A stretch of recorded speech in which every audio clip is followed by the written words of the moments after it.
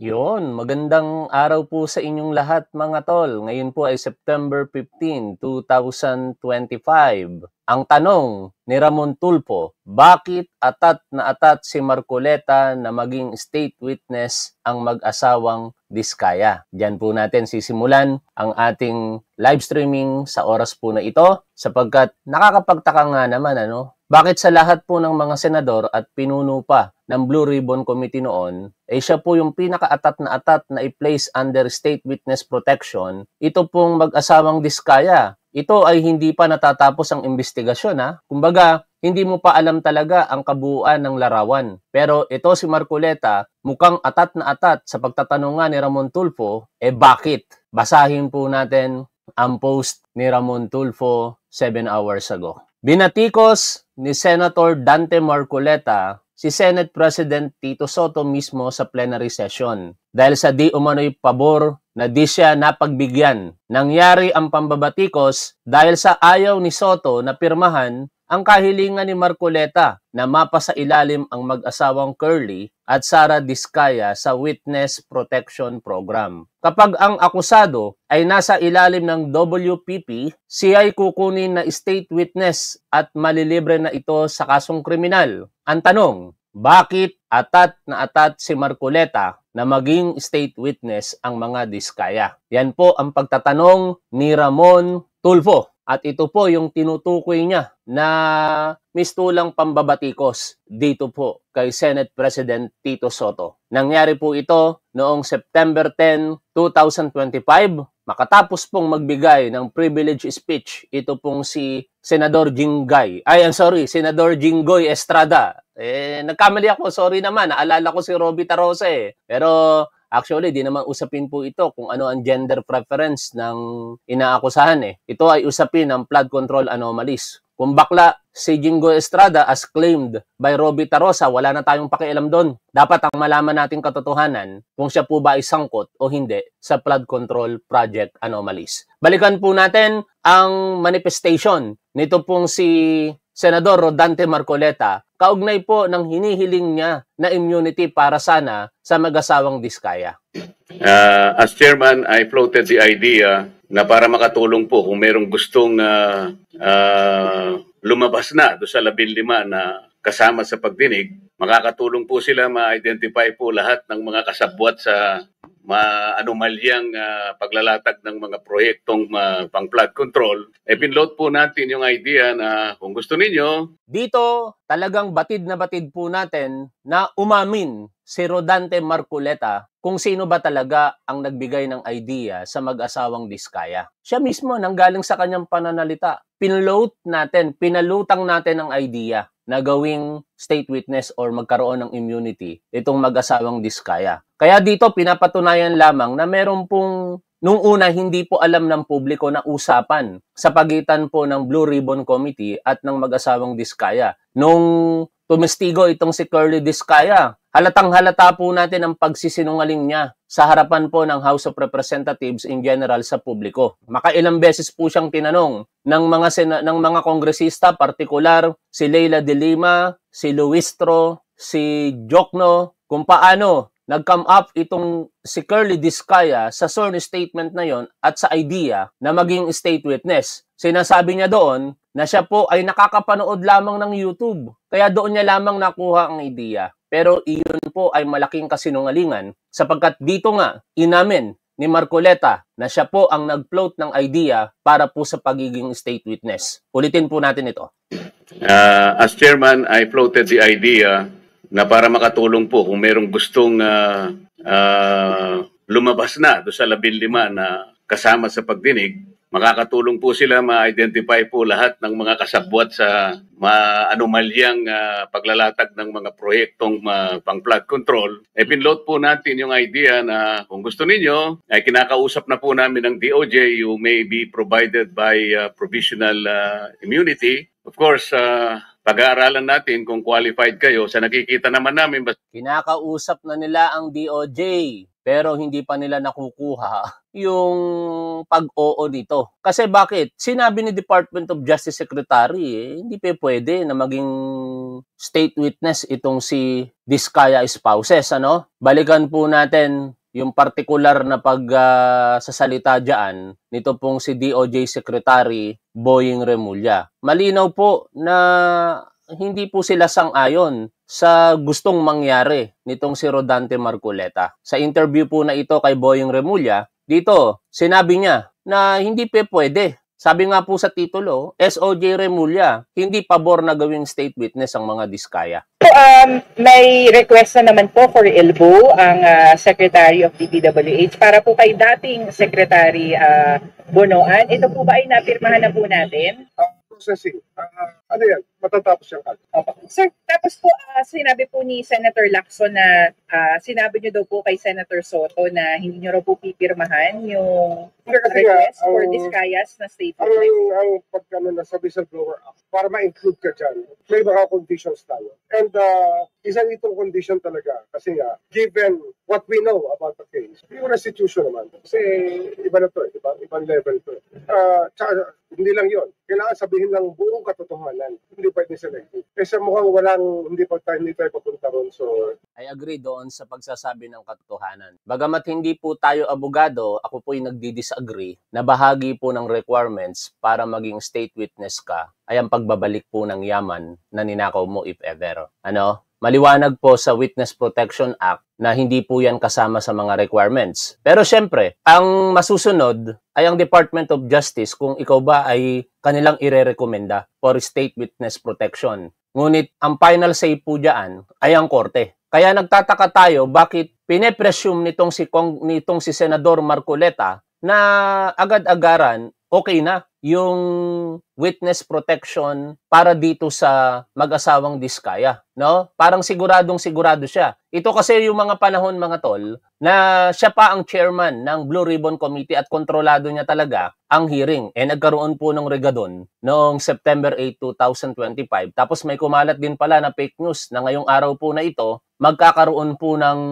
regadon o kudeta sa Senado. Pero fake news po yon ayon po sa majority senators. Pero syempre, aantabayanan po natin yan dahil yung mismong tinuturo na pinuno ng kudeta, di umano, na si Senator Alan Peter Cayetano ay hindi po nagde-deny tungkol po sa bagay na yan. Aabangan natin mamaya sa sesyon po ng Senado kung ano ang mangyayari. At saka bago tayo magkalimutan, ipaalala nyo sa akin, in 3 minutes time or more or less, magkakaroon po ng press conference ang ating Pangulong Bongbong Marcos. Baka makaligtaan natin, mukhang may mahalagang anunsyo. Napakaaga po ng press conference na ito. Bihirang-bihira po itong mangyari. Kaya malamang sa malamang mahalaga ang anunsyo ng ating Pangulong Bongbong Marcos. Ngayon, balikan po natin ito pong parang pagmumukmok ni Senador Rodante Marcoleta sa sesyon sa Senado dahil hindi po napagbigyan yung kanyang kahilingan na magkaroon ng immunity ang mag-asawang Diskaya sa pamamagitan na rin ng pagpirma sana ni Tito Soto bilang Senate President sa letter na kanyang ginawa nung siya po ay chairman pa ng Blue Ribbon Committee. Basta hindi kayo most guilty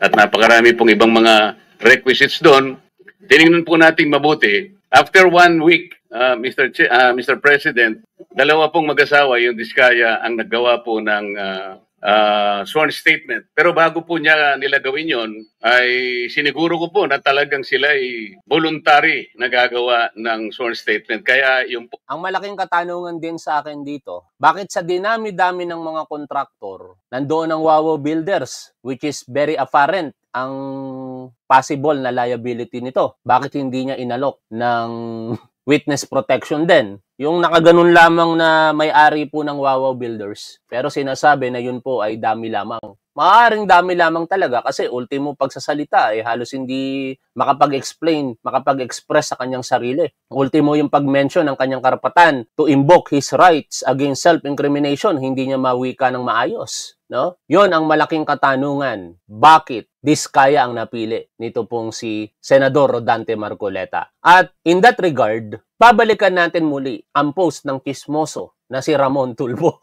Sorry kasi puro chismis tong banat niya rito Puro pagtatanong Meron po siyang chismis dito.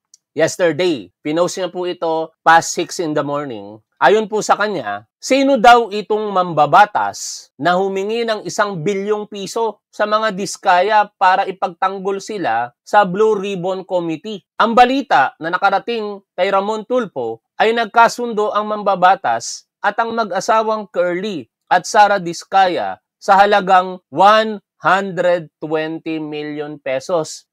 Binasa ko lang. Kaya pala.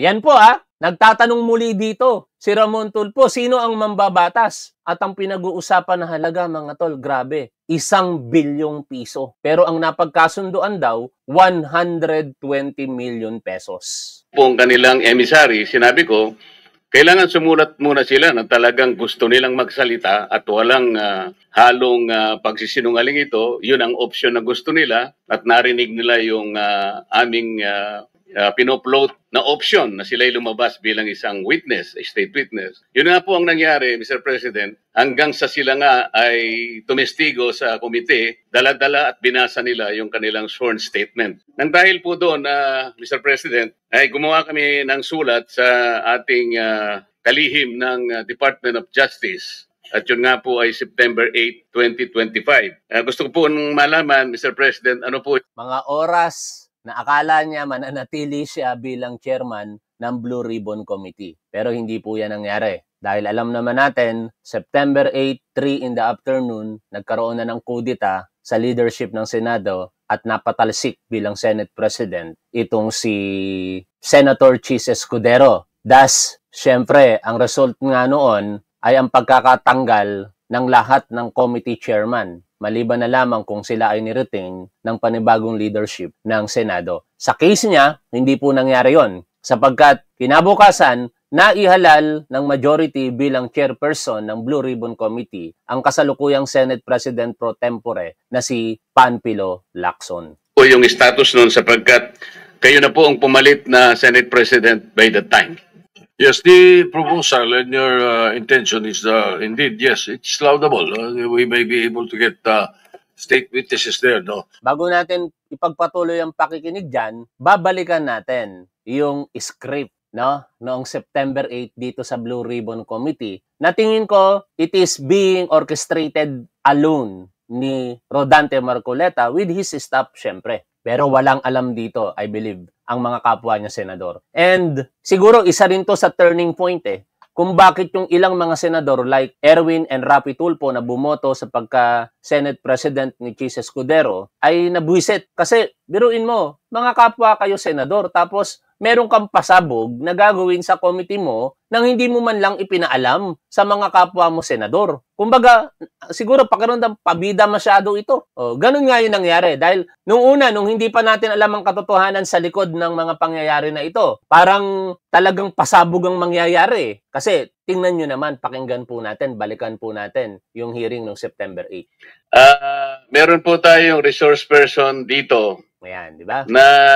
nagkusa na po siyang magbigay ng kanyang sworn statement sapagkat iniisip po nila yun ang madali. Dito, walang kaalam-alam ang mga kapwa niya senador. Kasi hindi po isinumite muna yung sworn statement ng mag-asawang Diskaya. Normally, para mapabilis ang proseso as recommended nitong si Senador Jinggoy Estrada, bakit hindi na lang natin kunin yung sworn statement ng mag-asawang Diskaya? Yun yung gustong mangyari sana dito ni Jinggoy Estrada Pero hindi pumayag si Marcoleta. Kasi syempre, grandstanding na ito Ito na yung pagkakataon para mag-shine siya. Pero mukhang nag-backfire po ito. Bagamat pagkatapos nito, mamaya ipi-play po natin yung pagpapaliwanag nitong si Rodante Marcoleta sa kanyang programa sa Net25. Yun po ay shared post naman nitong si Ashley Garbin. Pero mamaya na po natin puntahan yan, panoorin muna natin ito pong mga pangyayari ng September 8 hearing diyan po sa Blue Ribbon Committee. Na makatulong sa ating pamahalaan sa paghahanap po natin. Your excuse, Ratovi. Maalala po ninyo, in the last hearing, this committee floated the idea of giving the contractors particularly an option to take advantage of the state witness protection law sapagkat napakalaki po ng problema ang kinakaharap ng bansa natin particular na po dito sa mga flood control projects na talaga namang nakapagbigay ng alalahanin, hindi lamang alalahanin kundi galit sa ating mamamayan. Meron pong nagkusang loob na gustong magbigay na ng kanilang sworn statement at kinakailangan pong ipresenta natin sila. Nagkusang loob nga ba talaga o nadala sa pangako? Ang liwanag naman, ikaw yung nag-float ng idea. Kung kusang loob yan, wala sila dapat ini-expect na pangako in return. Ganun lang naman kasimple yon. Sapagkat ito'y ipinadala nila sa inyong lingkod, sa Chairman of the House, sa Chairman of this Blue Ribbon Committee. May I call on Mrs. Sara Diskaya to please present and read before us your sworn statement. Sorry. Very confident pa dito ang Diskaya spouses, ah. Magandang umaga po sa mga kagalang-galang na Senate. Ito yung mga oras na napangakuan sila eh. Huwag kayong mag-alala. Just tell all. Ika nga. Hindi naman nila sinabi lahat. Magkakaroon kayo ng immunity. Kausap ko na ang Department of Justice. I-play na nga natin ito bago natin ipagpatuloy yan. Ay hindi. Mas maganda siguro tapusin muna natin ito para may flow yung thoughts natin sa ideas. Maayos ang dating. Senators at miyembro ng Blue Ribbon Committee, lalong-lalo na kay Senator Rodante Marcoleta, Chairman ng Blue Ribbon Committee.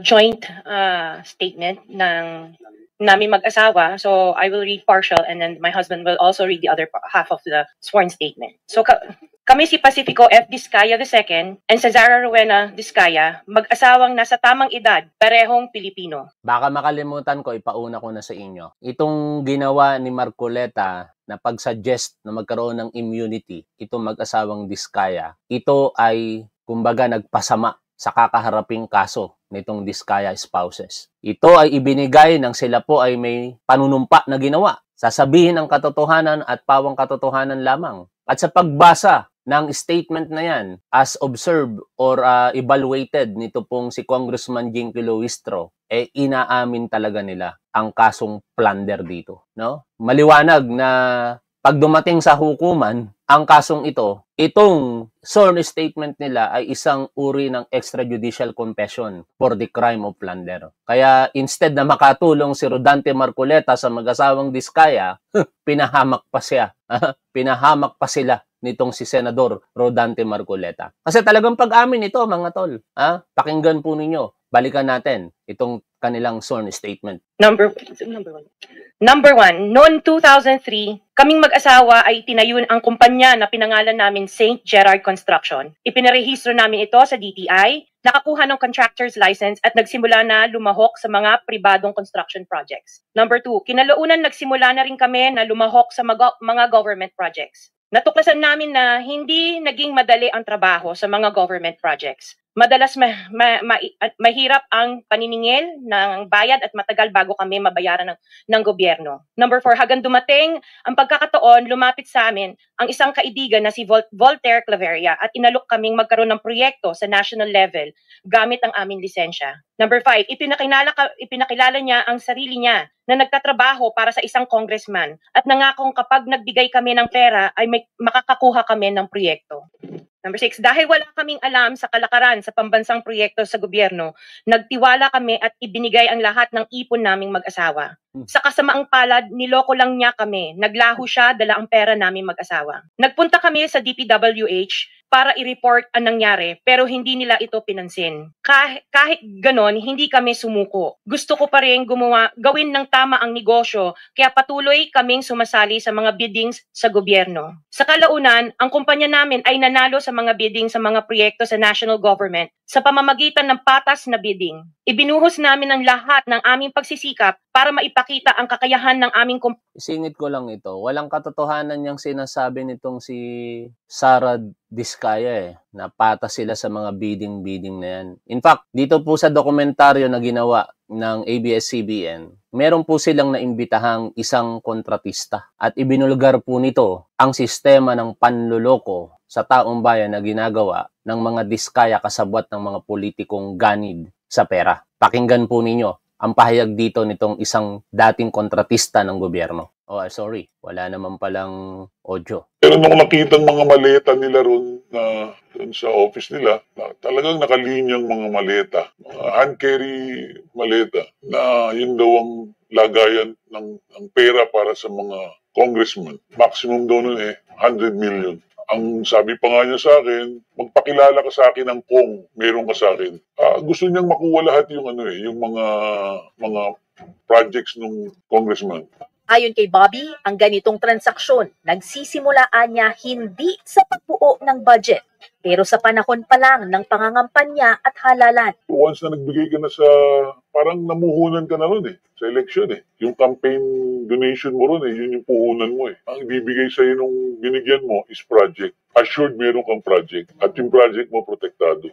Pero bakit nga ba sa listahan ng flood control programs mula 2020? Yun ganyan po ang modus operandi nito pong Diskaya spouses. Sila po'y naghahanap ng mga politiko na kanila pong makakausap sa buwatan na kaagad kung paano po i-insert ang budget. At kung hindi pa po nila kilala ang mga politiko, naghahanap naman sila ng mga middleman, mga kontratista na maaaring na may kakilalang politiko at iyon po yung magiging ugnayan sa pamamagitan po ng suhol o kung anumang mga pangako para makakuha po sila ng proyekto at syempre in return, komisyon para po sa mga ganid na politiko. Kaya itong mga sinasabi po dito, partly true at siguro marami ding mga kasinungalingan. At isa na nga po itong napakinggan lamang natin kanina. Kumpanya na merong maayos na paggagawa, di kalidad na resulta at natatapos sa tamang oras.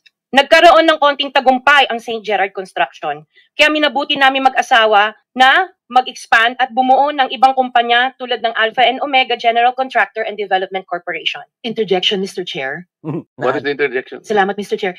Naalala ko na naman itong interjection ni Senador Risa Ontiveros Ito na yung senyales na may kudita nang nangyayari. Wala pang kaalam-alam yung Blue Ribbon Committee Chair din na si Rodante Marcoleta. Yang pagsasalita na yan ng interjection ni Risa Ontiveros ay para magpaalam na umalis sa hearing. At yun na nga, yung pagbuo na nila ng sapat na bilang para po patalsikin ang dating presidente ng Senado na si Chis Escudero. Kailangan ko lang pong umakyat sa office sandali para sa isang pulong, but hopefully pagbalik ay nandito pa rin sina Mr. and Ms. Diskaya dahil meron din po ako mga tanong para sa kanila. Oh yes, Salamat we'll make po, sure Mr. that they Chair. will be here for your questioning. Mr. Chair, point Yes. of order. Bakit hindi na lang tayo bigyan ng kopya ng Ito naman, dito natin may papakita mga tol na talagang point blank ang mga senador dito. Ang tanging nakakaalam lang ng sitwasyon na ito ay si Rodante Marcoleta. Si Senador Jingo Estrada, sinasuggest, mas maganda nga yung suggestion niya para mas mapabilis. Nagalaw na naman yung camera natin, sorry, at ayusin ko lamang. Pagka nakilos ang aking kamay, nag-hand gesture no? Sinasuggest dito nitong si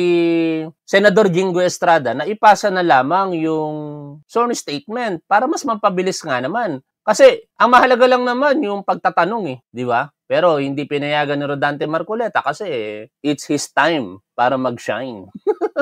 Shine! May kantang ganon, di ba?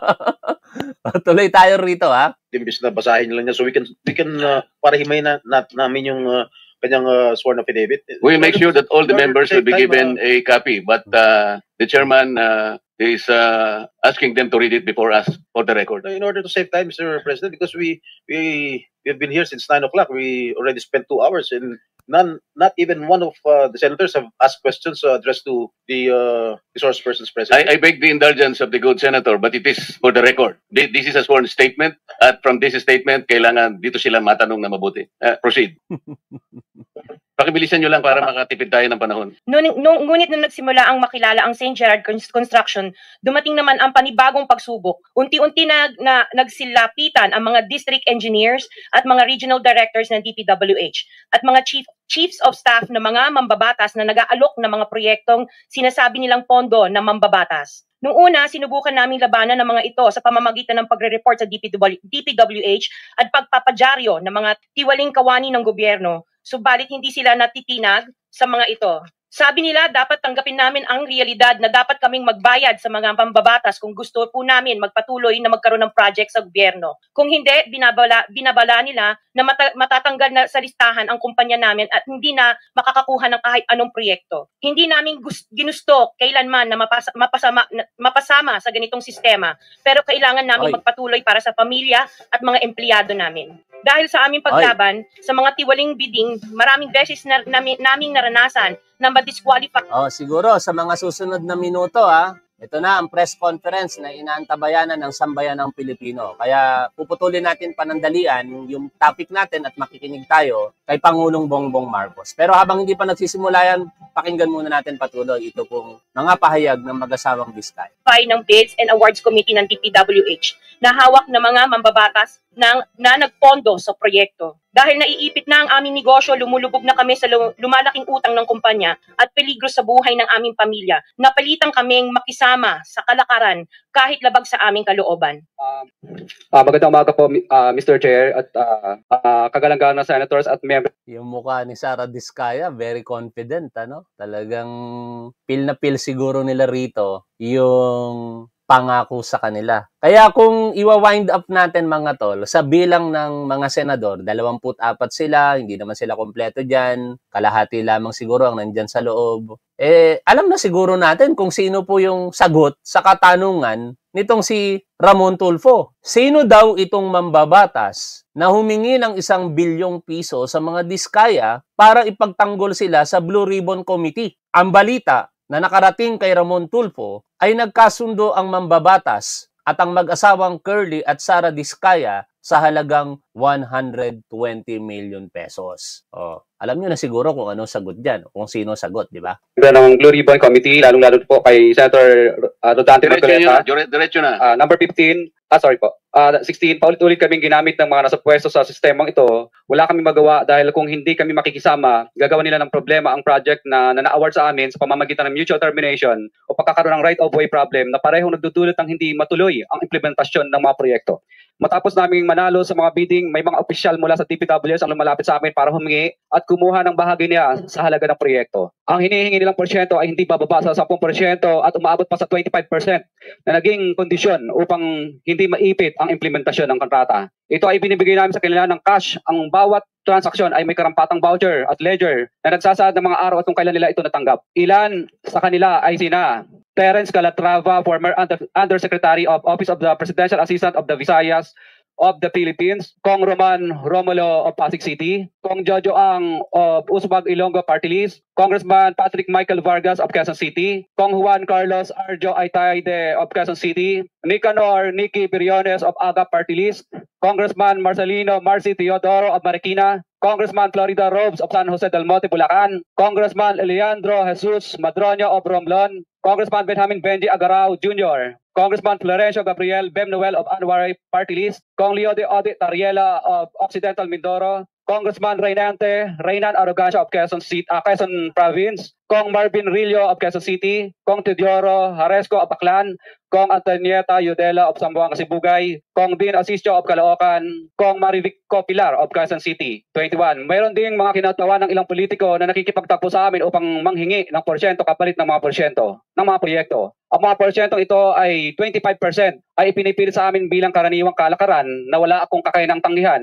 Ilan sa kanila ay sina Regional Director Eduardo Virgilio of DPWS Region 5, Director Ramon Ariola III of Unified Management UPMO, District Engineer Henry Alcantara, DPWS Bulacan 1st, Undersecretary Robert Bernardo, District Engineer Aristotle Ramos of DPWS Metro 1st, Pasig City, District Engineer Manny Bulusan of DPWS North Manila Deo, District Engineer Edgardo Sipingol of DPWS Bulacan Subdeo, District Engineer Michael Rosaria of DPWS Quezon 2nd Deo. Karamihan sa mga kawani ng DPWS na nabanggit sa itaas ay paulit-ulit na binabanggit ang delivery ng pera ay para sa kaisaldico na dapat at least 25%. Si Kong Marvin Rillo naman ay ilang beses na binabanggit ang pangalan ni Speaker Martin Romualdez bilang kanyang malapit na kaibigan. 25. Sa tuwing umiinom kami sa Wine Story, sa BGC at sa Shangri-La Mall, sinasabi pa ni Kong Rillo na lahat ng kanyang request para sa pondo ay galing pa mismo sa unprogrammed funds at insertion na inaaprubahan ni Speaker. Ang tao ni Marvin Rillo na si Bogs Magalong ang pumupunta sa amin para kunin ang pera sa aming opisina o sa Wine Story. Si Kong Jojo Ang naman, lagi ring binabanggit sa lahat ng project sa kanya ay papondo ni Speaker at ni Saldico. Mataas ang hinihingi sa project, dagdag pa niya, hindi naman lahat ng pera ay para sa kanya, kundi para kay Speaker at kay Saldico. Sa lungsod ng Pasig naman, lumapit sa akin ang DPWS Project Engineer na si Angelita Garucha para kolektahin ang parte ni Kong Roman Romulo sa flood control projects noong 2022. number 28. Pagdating ng 2025, si District Engineer Aristotle Ramos ang sumunod na nagpakilala na bagman ni Kong Roman Romulo kung saan 30% ang kanyang hiningi ay para kay Kong Roman Romulo. Sinabihan ko kay D.E. Ramos na masyado namang mataas, ngunit sinabi niya na walang magagawa dito dahil punto ito galing sa unprogrammed funds at insertion galing sa taas. Sa ilang pagkakataon ng mga politiko na personal na inabutan ng halaga ayon sa hiningi nilang porsyento mula sa proyekto. Ang pagbabayad na ito ay hindi naman kagustuhan kundi isang hakbang na ginawa namin dahil sa matinding panggigipit. Ilan sa kanila ay sina Kong Antonieta Yudela kasama ang kanyang asawa, Kong Marvin Rillo of Quezon City, Kong Nikki Briones of Aga Party List, Arturo N. Atayde, ama ni Kong Arjo Atayde, Kong Florencio Gabriel Bem Noel of Anwaray Party List, Kong Eliandro Jesus Madroña of Romblon, Kong Benjamin Benji Agarao Jr. Pagkamat naging matinding pagsubok ang kabawasan ng pondo na nakalaan sa proyekto, pilit at matapat naming sinusunod ang bawat espesifikasyon na nakasaad sa Program of Works na nakasaad sa proyekto ng DPWH. Nakakasiguro kami na nagawa namin ng maayos at matapat ang bahagi o phase ng proyekto na na-award sa amin.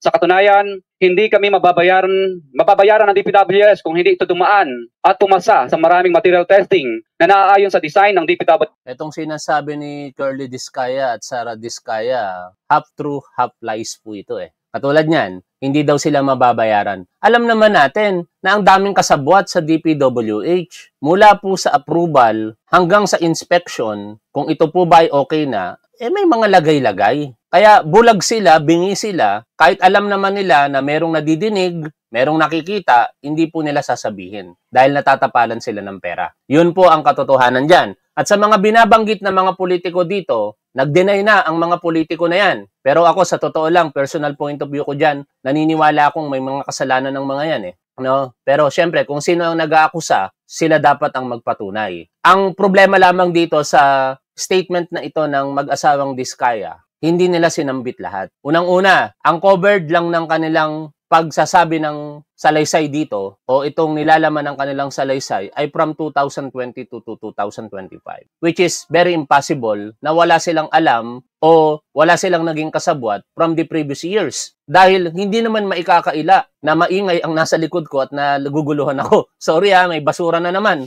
Pero hindi po maikakaila na noong mga panahong iyon, mula 2022 pababa, sila po ang top contractor, particular sa Duterte administration. Kaya paanong mangyayari na wala silang kasabwat sa Duterte administration? Paano ding mangyayari na ayon sa datos, sila mismo ay umamin nga na ang mismong kumpanya ng mga kamag-anak nito pong si Senator Bongo ay meron po silang dealings. Tinanong, sino ang nagtanong by the way? Si Senator Bongo mismo eh. Tinanong niya si Sara Discaya doon sa unang hearing. Sabi ni Bongo, may mga transactions ba tayo o kamag-anak ko sa Discaya companies? Sagot ni Sara Discaya, wala kay Senator Bongo. Pero sa mga kamag-anak ni Senator Bongo, meron. Parang nagulat si Senator Bongo, di niya akalain na aamin itong si Sara. Kaya nga po ang observation dito ng tao, si Sara magnanakaw lang, no? Hindi talaga sinungaling. Pero ang kanyang asawa ay sobrang sinungaling. Ano ang naging komento ni Mayor Vico Sotto? Ang sinungaling ay kapatid, ay asawa ng magnanakaw. Ulitin ko po ang sinungaling ay asawa ng magnanakaw or vice versa. No? Kasi hindi talaga ganun kagaling magsinungaling itong si Sara Discaya. Kaya umamin siya, may mga kamag-anak po kayo na na-dealings, na meron kaming dealings. O ano na lang ang naging sagot ni Bongo? Ito ay nasa record lahat. Panoorin nyo ang hearing ng Blue Ribbon Committee sa unang-unang pagkakataon sa pamumuno nitong si Rodante Marcoleta. Ano ang naging sagot na lang ni Bongo? Kung merong kasalanan at may mga maling ginawa, ako na mismo ang magre-rekomenda para sampahan sila ng kaso. O, di ba? O ngayon, habang inaantay po natin, ito pong press conference ng ating Pangulong Bongbong Marcos, ito na ngayon yung pagpapaliwanag ni Rodante Marcoleta. Ito po ay shared post ni Ashley Garbin. Basahin na rin natin yung kanyang isipan tungkol po dito sa video na ito na kanyang ibinahagi. Tungkol pala doon sa pagiging state witness ng mag-asawang Discaya, umamin si Marcoleta na nag-usap sila ni SOJ Boying Remulla at ang linaw-linaw daw ng usapan nila na ilalagay sa State Witness Protection Program ang mag-asawang Discaya. Talaga palang complete package ang assurance na ginawa ni Marcoleta. dito sa mag-asawang Diskaya. Binabasa ko lamang po ang post ni Ashley Garbina. Isipin nyo, matagal pa lang nilakad ni Marcoleta bago ang hearing sa Senado. September 7, linggo ng gabi, nakipag-usap kay SOJ Remulla bago ang hearing niya September 8. Kumbaga, inuna niyang mangako sa mag-asawang Diskaya na gawin siyang state witness bago nila imbestigahan yung mag-asawa. Magkano ang dahilan at ano ang kanyang deal nila? Pero sa September 8 na yon, doon din sinipa si Marcoleta sa Blue Ribbon Committee. Nahawak niya kaya kahit nasipa siya, hinabol pa niya na gumawa ng paraan at sumulat kay SOJ Remulla kaya lang hindi na pinirmahan ni SP Tito Soto. Ang pinagtataka lang daw ni Marcoleta, bakit daw nagbago si SOJ Remulla at may kondisyon na sinasabi si SOJ Remulla doon sa interview niya. Wala naman daw sa usapan nila yon. Ang sabi kasi ni SOJ Remulla doon sa interview niya, hindi bibigyan at hindi gagawing state witness at hindi maisa sa ilalim sa State Protection Program ang mag-asawang Diskaya kung hindi nila ibabalik ang mga yaman nila at pera ng gobyerno na kinuha nila. Kaya lang, ang sabi ni Marcoleta, ang hindi daw niya maintindihan, wala naman daw sa usapan nila itong kondisyon at hindi daw dapat pinag-uusapan ang yaman na yan. Pero tama naman si SOJ Remulla. Bago dapat pag-usapan ng state witness, ibig sabihin, willing ba siyang tumulong sa gobyerno? Paano pala ang bilyon-bilyon na pera na kinuha nila sa kaba ng bayan? Alam nga naman na basta ganun-ganun lang. Alam ni SOJ na mababatikos sila, pero ituloy na natin ito pong pakikinig kay Pangulong Bongbong Marcos. Unahin muna natin ito, mga tol. Good morning, everyone. I asked to speak to all of you today so that I could bring you up to date and report to the people about what has been happening concerning the ICI. At maraming tanong. The ICI, we've come to call it the ICI because it is the Independent Commission. That's the Independent Commission we are organizing. And as of yesterday, this is the way the commission is going to be organized. Justice Andy Reyes will be the chairperson of the ICI. He was a presiding judge of the Court of Appeals before. He has been a jurist for a very, very long time with a very good record of honesty and fairness and a good record of being able to find justice for those who have been victimized. And together with him are, of course, Babe Singson, who I think is familiar to everyone as the former DPWH secretary. But beyond that, he has always been working in terms of the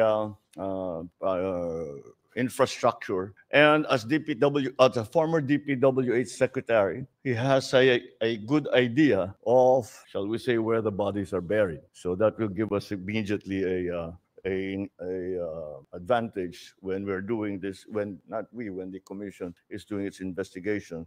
And of course, the last member is Rosana Fajardo, who is the country managing partner of SGV & Co. She is a certified public accountant, and she has, again, with her experience, and we are hoping to take advantage also with some of the experts that they have in SGV in terms of accounting, forensic accounting, all of these things that will be necessary. We have included Mayor Benji Magalong as a special advisor as well. There have been questions as to why Mayor Benji has been included, and the answer is very simple. When I went to Baguio, at tinignan ko yung mga malabo na flood control project, ay sinalubong niya kaagad ako ng isang report. Investigador naman talaga si Mayor Benji. Kung maalala ninyo, he was the one who wrote, as CIDG head, he was the one who wrote the seminal report on the Mama Sapano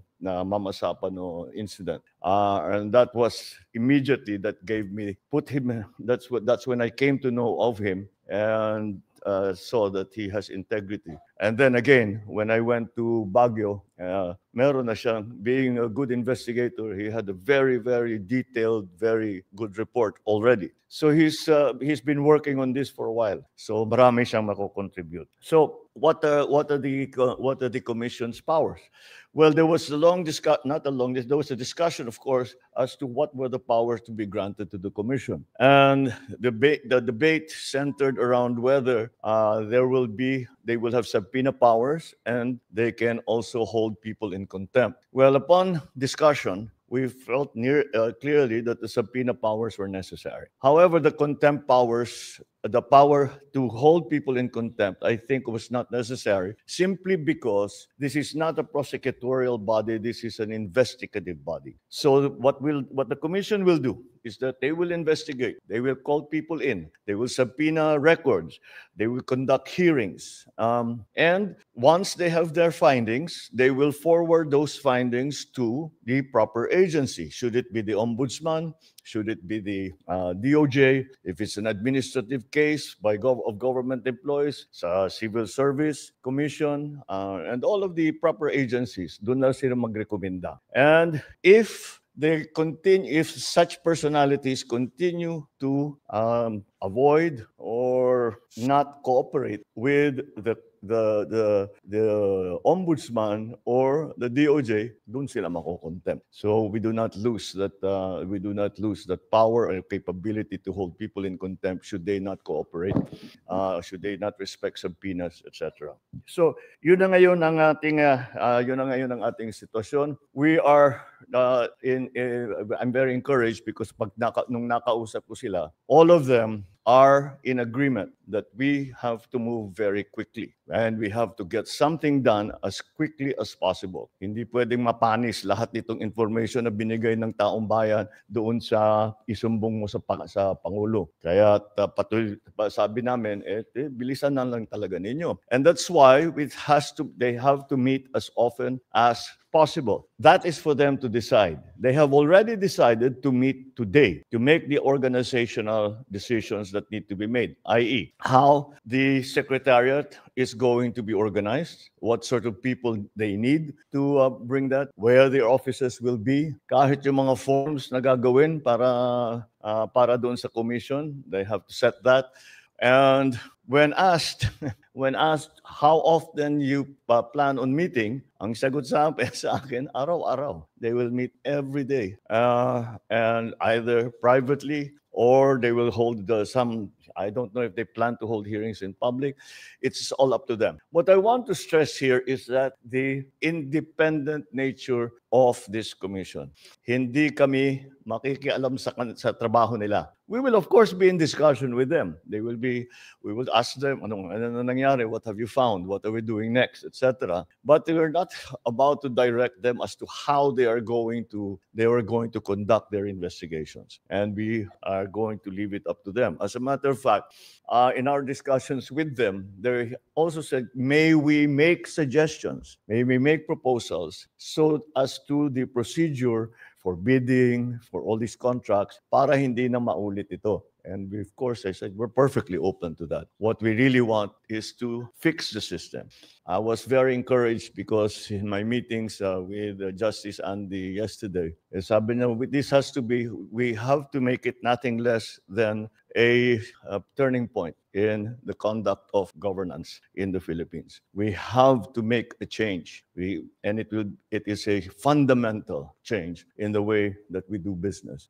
There also have been questions as to why the scope of the investigation is over 10 years. Or the last 10 years, rather. The answer is twofold. The practical answer is this. COA is only required to keep records for 10 years. So those are the records that we know we have, na nakakasiguro tayo na matulungan yun. Pangalawa doon, kaya't we'll do it for as long as possible dahil marami na tayong napag-usapan at isa sa napakahalaga para sa akin, malaman paano tayo napunta sa ganito. Ba't nagkaganito yung gobyerno natin? Paano nangyari ganito yung naging bidding? Paano nangyari nangyari na ganito ang naging pagbigay ng kontrata? How did this evolve? Dahil nung sa experience ko sa local governments, experience ko sa legislature, hindi naman ganito. Ngayon, we have to find out how this happened and what are the changes that we need to make so that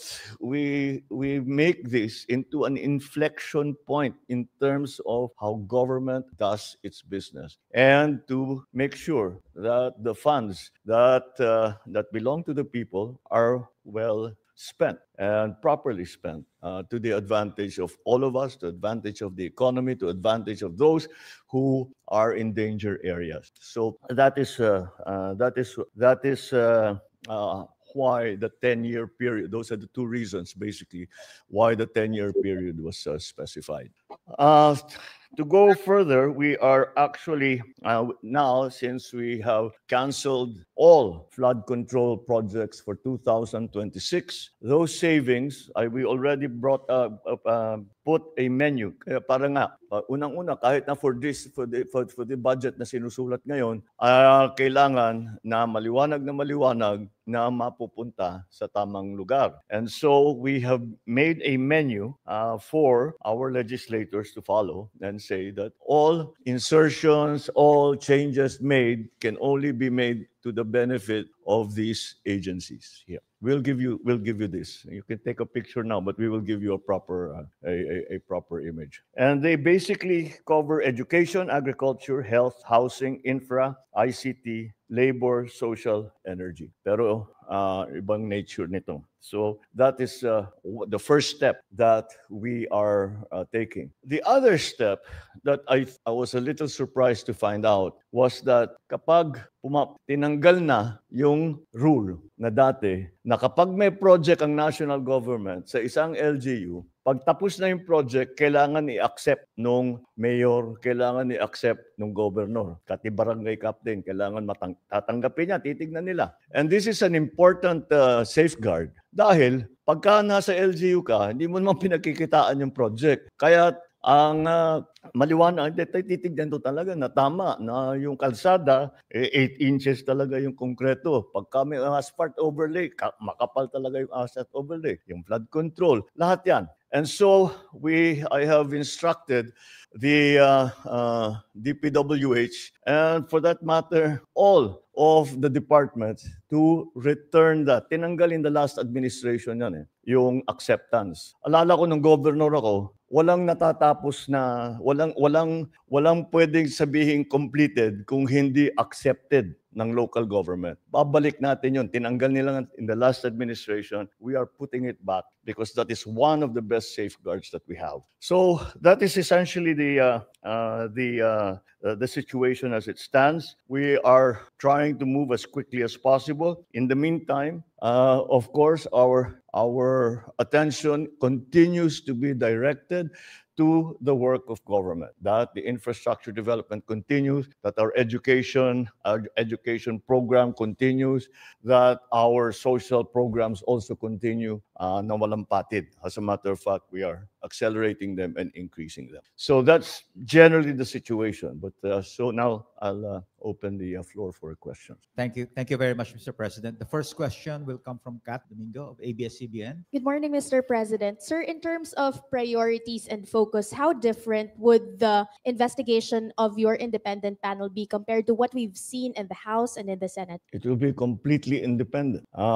That's something that cannot be said if, for example, the Senate conducts, well, maraming nababanggit na senador. If the House conducts the investigation, marami ring nababanggit na congressman. Kaya sinasabi ng mga tao, bakit naman nag-iimbestiga sila but they're investigating themselves, which is always a little bit of a difficult situation. It's hard to be fair.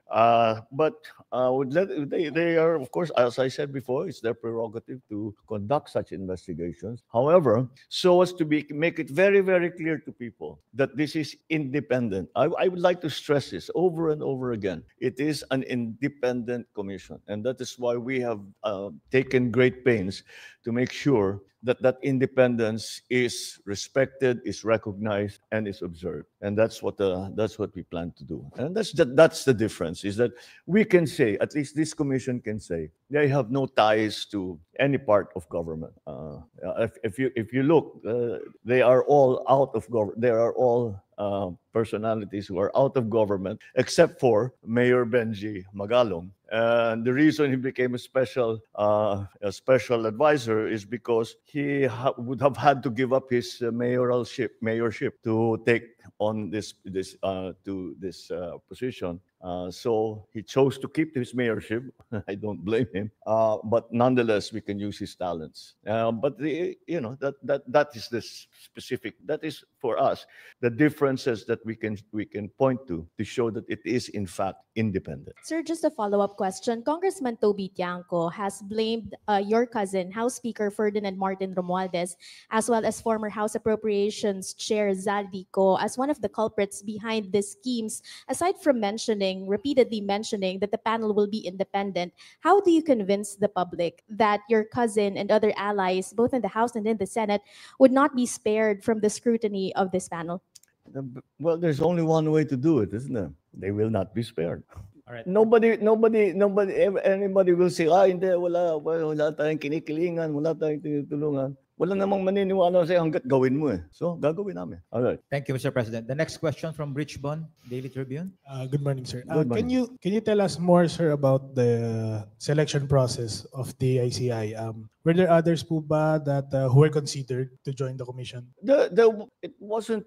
We opened the process to people. We said that we need independent people to man or to occupy the positions in the commission. And so that's what we tried to do. And we contacted many people and see if they were willing. But essentially what we needed was somebody like Justice Andy Reyes, because he is a former justice. And he will know how to conduct those hearings, procedures, so that they are legally correct, procedurally correct. And then Babe Singson, I think, is an obvious choice also, because this is a former DPWH secretary. And we also, of course, a lot of the work will be an accounting job.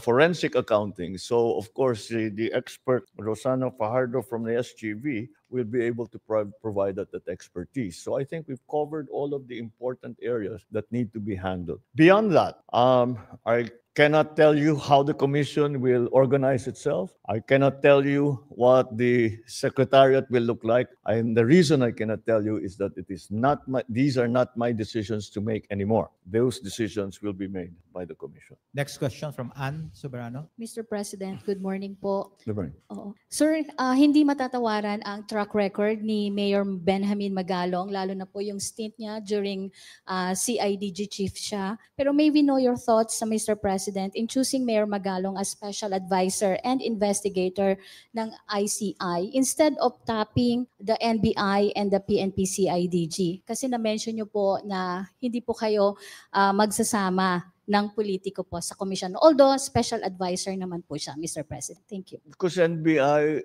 and all of those are part of the government. So again, there is if there is a suspicion that maybe in the investigation, the previous investigations, baka tinulungan sila ng mga kasama nila sa NBI, mga ganun. These things happen. So para matanggal na yung possibility na ganun ang mangyari, wala talagang kasama kundi sila. Pero eventually pupunta rin yan dun. Kasi kung may findings ang ICI na ang recommendation dalhin sa ombudsman, halimbawa, magko-conduct sila ng investigation. DOJ, magko-conduct ng investigation. But of course, they will be able to take note of the investigation that was already conducted by the Independent Commission. And in that case, that we can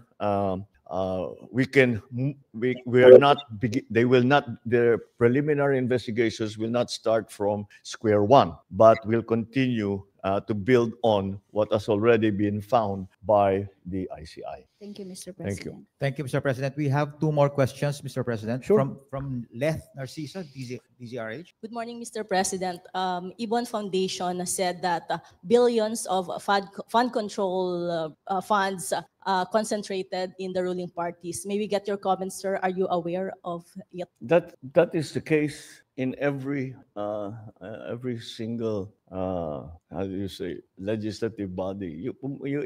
Siyempre, the majority party is the majority party. So silang pinakamarami. But again, if there's nothing particularly about that, because talagang pupunta, they are the most numerous in the House. For example, Lakas is the most numerous in the House. So they will have the most locally funded projects. The problem here is not the amount. The problem here is the uses of those funds. Kahit naman sa kanila napunta lahat, kung magandang patakbo, di walang problema. Kung yung flood control, napakaganda. Kung yung lahat ng mga project, napakaganda. Yung dredging, perfect. Di ano problema? Walang problema. But that is not the problem. That's not where the problem lies. The problem lies in the actual implementation of the projects. And that's what we are investigating. There's wala namang ginagawang politika na naman. Thank you, Mr. President. That's what we wanted to do. Remove it from politics. Don't politicize this. It's simple numbers dito. Simple lang to. Magkano ang ninakaw na pera ng mga balasubos na ito? That's what we need to know. That's what we need to fix. And as a matter, now that you bring it up, one of the things that we are looking at, dahil iniisip ko, kakasuhan natin sila. Then, okay, the cases will go on. May mananagot, meron dyan makukulong, meron dyan mapa-fire, whatever. Para sa akin, kailangan buuhin nila yung project. Dahil, kung titignan ninyo, may warranty lahat yung project na yan. Kahit sinabi nilang completed, pag na-discover na hindi tama ang pagkagawa, they still have to respect, they still have to honor the warranty that they have given us to complete the project properly. So we can still go back to them at sasabihin natin sa kanila, balikan ninyo yung walang kwentang project na ginawa ninyo at ayusin ninyo ng maganda. Out of your own pocket, number one. Now, I don't know what will happen after the ICI will make their findings known to whatever agency, kung they will be fined. Nasa sa kanila na yun. That's, again, it's beyond the executive's purview. So that I think let us not focus on the politics of it. Let us focus on simple pesos and centavos of it. Yes, sir. Thank you, sir. The last question will come from Ivan Mayrina, GMA7. Mr. President, while the ICI is just about to begin its work, protest actions have already been mounted and more are being organized. The ones on the 21st are expected to be big. Is this a cause of concern for you that it might potentially snowball into something similar to what happened in Nepal or Indonesia? Well, that is only if we don't do anything about it. Look, what we have found, you have to remember, I brought this up, and it is my interest that we find the solution to what has become a very egregious problem. And since this has all been exposed, well, it's actually known to many people, but it has now been exposed to the general public. Do you blame them for going out into the street? If I wasn't president, I might be out in the streets with them. So, of course, they are enraged. Of course, they are angry.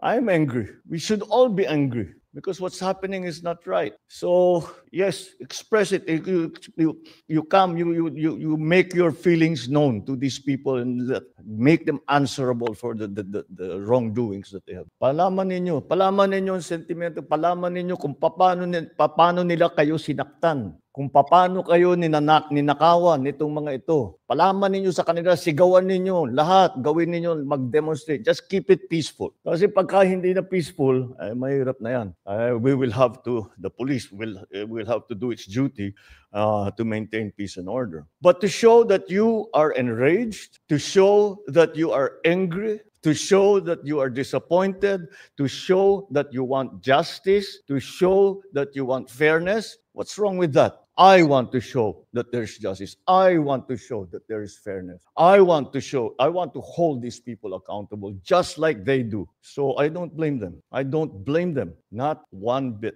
All right? Maraming salamat, Mr. President. Thank you very much, members Thank of you. the Malacanang Thank Press you very Corps. much. Okay. That concludes our press conference. Thank you. Napakinggan po natin ang pahayag ng ating Pangulong Bongbong Marcos kaugnay po ng binuong Independent Commission for Infrastructures. At katulad po ng sinambit ni Pangulong Bongbong Marcos, pamumunuan po ito ni retired Supreme Court Associate Justice Andres Reyes Jr. together with two members na si former Secretary of DPWH, Babe Singson, and yung isang certified public accountant na hindi ko na po maalala ang pangalan. Kasama po diyan at mukhang may pagbabago na sapagkat nanggaling na rin kay Pangulong Bongbong Marcos ang mga salitang hindi kayang bitawan ni Mayor Benji Magalong ang kanyang pagiging mayor kasi katulad po nung ipinaalam sa atin ni Fiscal EJ kahapon, kung tatanggapin ni Mayor Magalong to act as investigator, that could be a violation sa ating constitution, no? Hindi kasi pwedeng ang isang halal ng gobyerno, halal ng taong bayan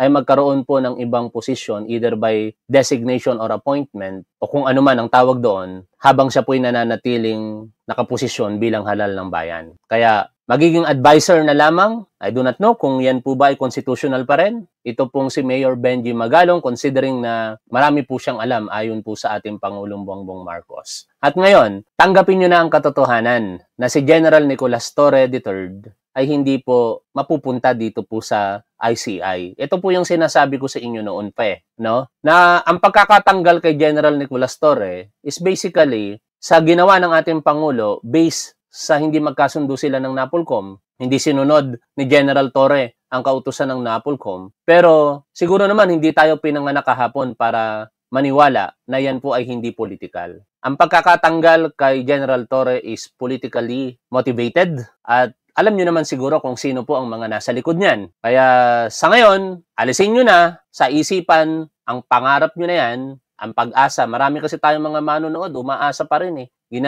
Sino-sugarcoat pa rin yung naging desisyon ni Pangulong Bongbong Marcos na hindi. Tinanggal yan para ilagay sa ICI at mas mataas na posisyon ang ibibigay po kay General Torre. Yun lamang po yun. Ganun lamang po kasimple. Si General Torre, mananatiling 4-star general sa PNP pero wala pong ginagawa. Yun ang masakit na katotohanan. Sapagkat pinapasahod po siya ngayon ng taong bayan nang hindi po bababa sa 130,000 pesos per month kasama po ang mga allowances. Tapos wala po siyang function kung hindi mag-float lamang sa Camp Crame once na bumalik po siya after po ng kanyang mandatory leave of absence.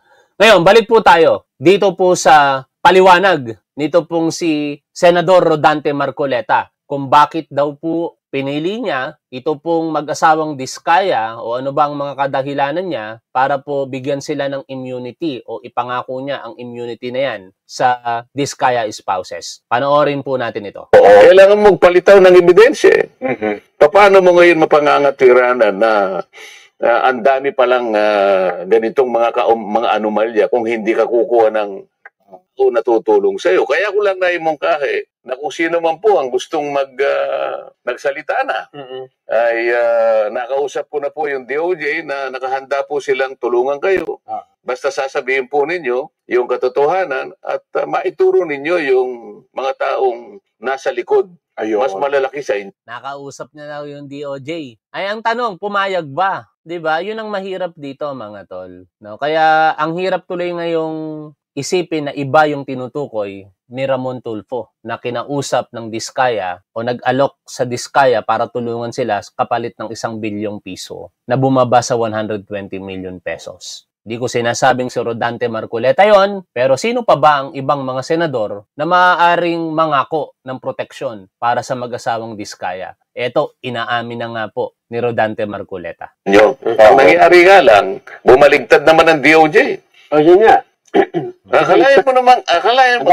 Bumaligtad daw si Secretary Boying Remulla. Anyway, nakalap ko lamang po kani-kanina lamang na ito pong kampo ng mga Duterte sa pangunguna po ni Sebastian Duterte through Attorney Israelito Torion, nagsampa po sila ng panibagong kaso sa Ombudsman para po kay Secretary Boying Remulla at iba pa. Dito maliwanag po mga tol na this is purely harassment para pigilan ang possibility na ma-appoint ito pong si Secretary Boying Remulla bilang ombudsman. Kasi yung unang isinampa nito pong si Amy Marcos ay dinismiss na po ng ombudsman, though meron pong motion for reconsideration pa si Amy Marcos na ipinila sa ombudsman. Pero malamang sa malamang hindi na po yung kakatigan. Kaya ang resulta, baka mabigyan po ng clearance itong si Boying Remulla sa kanyang aplikasyon para maging ombudsman. Pero dahil po sa panibagong kaso na isinampa ngayong araw po na ito, nitong si Sebastian Duterte kay Secretary Boying Remulla, hindi na po natin sigurado ngayon kung ito po ba ay magre-resulta sa pagkaka-hold possible ng clearance niya. Ano? Takot na takot sila talaga na maging ombudsman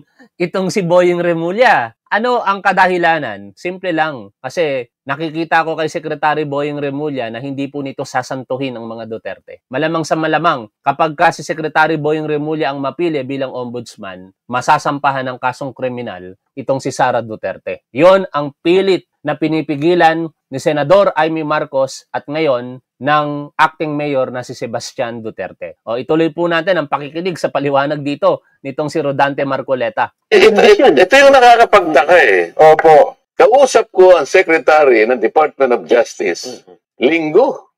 Kausap ko yung kanyang USEC siguro Biyernes o Sabado. At nakausap ko pa bago ko uli makausap ang Department of Justice Secretary Boying Remulla. Alam nyo naman na magkaibigan kami. Ayo po, dapat mapakinggan natin ngayon si Secretary Boying Remulla rito. Isang seryosong aligasyon po ito, Secretary Boying Remulla, na kayo po'y kinausap daw nitong si Marcoleta at pumayag kayo. Ano po ba ang katotohanan ngayon? Nagkaroon po ba talaga ng pangyayari na kayo'y nag-usap at pumayag kayo? O paninindigan ninyo? At dito kami naniniwala na hindi talaga kayo sang-ayon na gawing state witness itong si Curly at Sara Diskaya. Pero sana maglabas ng panibagong pahayag si Secretary Boying Remulla kaugnay niyan dahil ito, sinasabi nitong si Rodante Marcoleta, nagkausap at nagkasundo po kayo Tuloy po tayo sa pakikinig dito. Congress pa, So, kinumit niya sa akin yun. Okay yan. Sabi niya gano'n. Ang totoo niyan, partner naman namin kayo, ang Senado, para maipasa natin itong Whistleblowers Act. Pagtulong-tulungan natin yan. Sige, pangako muna sa kanila na mabigyan natin sila ng provisional immunity. Kaya malakas ang loob ko sapagkat alam ko nakahanda siya na tulungan kung sino man ang tatayo talaga na magsasabi na ng totoo. Dito wala pa kayo tinutukoy kung sino? Wala pa. Naihinuha ko lang. Sabi ko, baka sakali. Magturo. Kasi kako, na-upload ko na ito nung nakaraang hearing.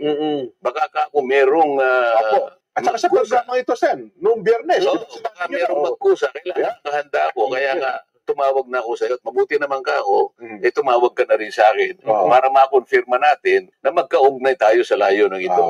So, yung Witness Protection Program, legitimate na remedyo ito Nasa batas ito Pagkatapos sinabi niya, hindi ko basta ma-approve yan. Kinakailangan mo nang isoli muna niya yung mga... Marcoleta naman, common sense naman. Diba? Bakit mo aalok sa isang o dalawang individual na ito ang proteksyon ng gobyerno kung in the first place, alam mo na sila talaga ang pangunahing sangkot dito? Naturing ang abogado ka. Diba? Kasi pagka may mga witness protection at tatayong bilang isang state witness, hindi sila yung most guilty. Dito, spouses Diskaya, most guilty ito. Tapos, isasangguni mo sa Department of Justice Secretary ang opinion na yan, na ayon sa'yo, inagrihan, I hope, idinayan ni Secretary Boying Remulla, na gawing state witness ang Diskaya spouses o bigyan sila ng immunity. Anong meron? naturingang abogado ka, alam na alam mo na hindi sila qualified. Most guilty sila eh. O kaya babalik tayo dun sa post ni Ramon Tulfo. Tayo yung magtatanong, totoo ba na merong isang mambabatas na nag-alok ng 1 bilyong piso para tulungan sila sa Blue Ribbon Committee? At ang napagkasunduan ng mambabatas at ng Diskaya spouses ay halagang 120 million pesos na lamang. Nakunin ba't nila? Ito na po yung magkapalitan na po eh. Nagkapalitan na ito. Paano mangyayari yun? Yung sinasabi niyang restitution or indemnification, hindi kasali yun eh. Wala yun sa requirement eh. Hindi Ito, totoo naman yan. No? Ang pagbibigay po kasi ng immunity and state witness sa isang akusado ay hindi naman po requirement na isaulin ito. Separate effort dapat yan ng gobyerno by filing another case.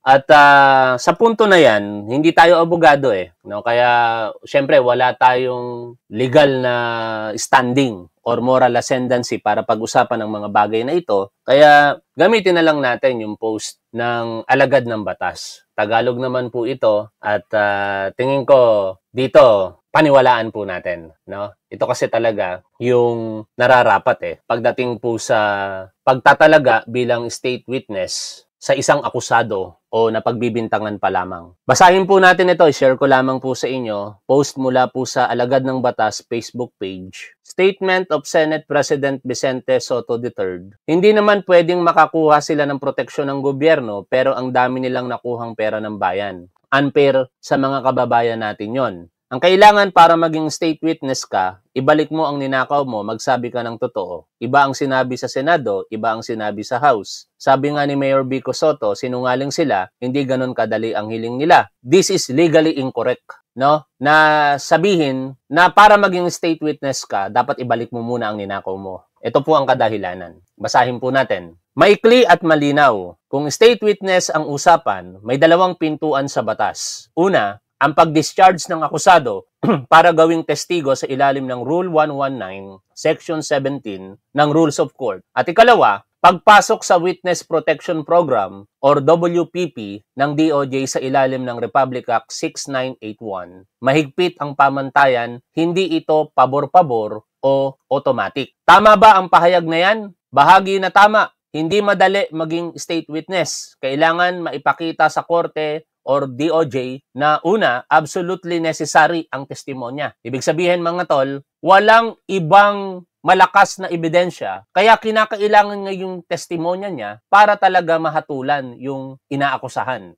Ikalawa, walang ibang direktang ebidensya. Ikatlo, maaaring mag-corroborate ang sasabihin, hindi siya ang most guilty. Hindi pa siya na-convict ng krimeng may moral turpitude, ito mismo ang nasa Rule 119 at inuulit ng Republic Act number 6981. Bahaging mali o kulang sa batas. Una, mali po ito kailangan ibalik mo muna ang ninakaw bago maging state witness. Mali po yon. Walang ganyang requirement sa Rule 119 o sa Republic Act 6981. Ang hinihingi ng batas ay ang mga kondisyon sa itaas. Hindi ang prior return ng pera para ma-discharge bilang testigo o ma-admit sa WPP. Paliwanag, pwedeng i-recover ng Estado ang pera sa hiwalay na landas for picture ng ill-gotten wealth kahit hiwalay sa kasong kriminal o Republic Act 1379. For picture ng ari-arian kapag may conviction sa plunder o Republic Act 7080.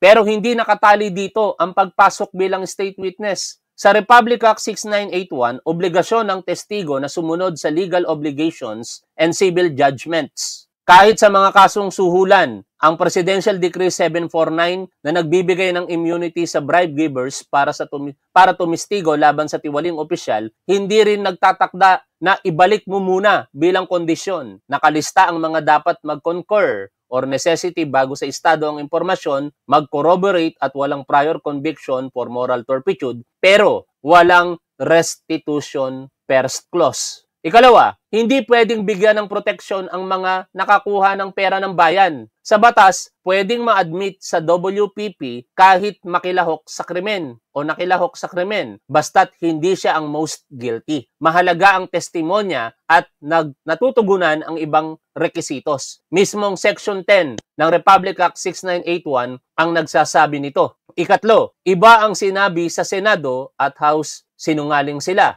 Kapag may salungat na pahayag sa ilalim ng panunumpa, maaaring pumasok ang perjury. Depende kung napatunayan ang willful na kasinungalingan sa material na bagay. Mas pinabigat na ang parusa ng perjury ng Republic Act 11594 at sa Republic Act 6981 kapag nagsinungaling o tumangging tumestigo, mawawala ang immunity at benepisyo ng WPP. Sino ang susunod kapag investigasyon ng Kongreso? Ang DOJ ang nagpapatakbo ng WPP. Pero kung legislative inquiry, in aid of legislation, pwedeng irekomenda ng committee at aprubahan ng Senate President o Speaker ang admission sa program sa koordinasyon pa rin ng DOJ na may implementing power. Ito po ay binasa natin para lamang bigyan linaw yung mga napapakinggan po natin na unfortunately nanggagaling din mismo sa ating mga taong gobyerno which is legally incorrect. I am not a lawyer, pero siguro naman sa mga binasa ko po sa inyo na sapat na basihan, base po sa mga batas na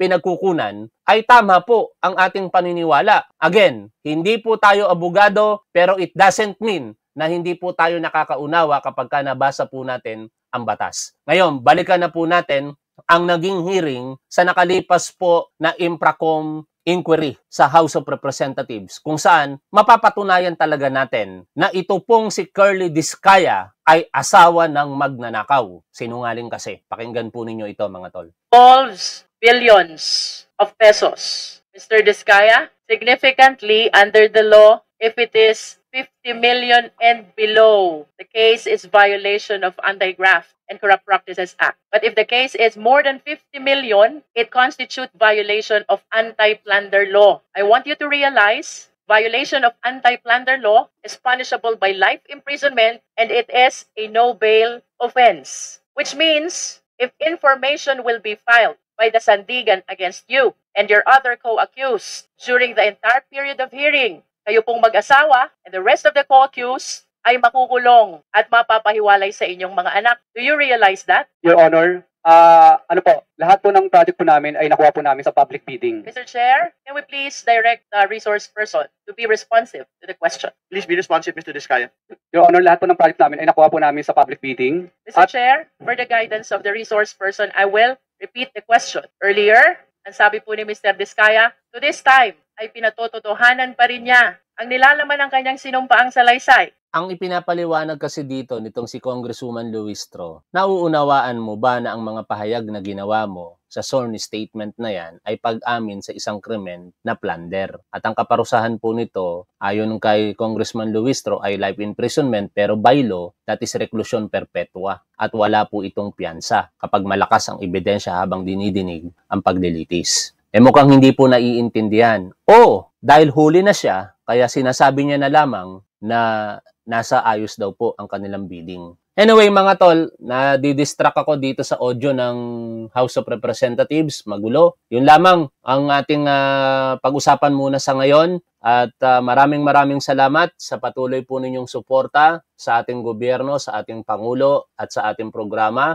Mismong ang ating Pangulo, okay lang sa kanya na lumabas sa lansangan ng taong bayan at ipahayag ang kanilang mga damdamin, ang galit. Pero wag po tayong lalagpas sa limitasyon na itinatadhana po sa ating batas. Ako personally, hindi po ako sang-ayon sa pag-rally sa labas. Instead na ibuhos ko ang panahon ko dyan at resources ko, mamarapating ko na lang makasama ang aking pamilya, i-spend ang pera na gagastusin ko dyan para sa aking pamilya, at patuloy na lamang po ako mag-iingay sa social media. Hindi po natin kinakailangang maging vlogger.